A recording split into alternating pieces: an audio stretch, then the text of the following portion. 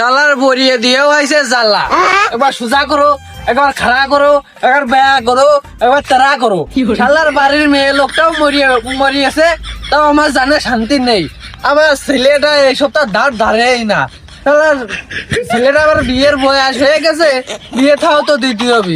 আমার হয়েছে যত জ্বালা জ্বালা। আব্বা তোমার আর খাত খামারের কাজ করা লাগবে না, তুমি অঞ্চল বা জমিদারের বেশি, তুমি কা কাজ করবা। কি রে মুনি, কি হয়েছে? সেকেন্ডের মেয়ের বিয়ে করেছি, ওই সেকেন্ডের বলে কোটি কোটি ইজোর টাকা আছে, মাঠে 100 বিঘার উপরে জমি আছে, সেজন্যই বিয়ে করেছি। ও তোমার আর মাঠে কাম করা লাগবে না।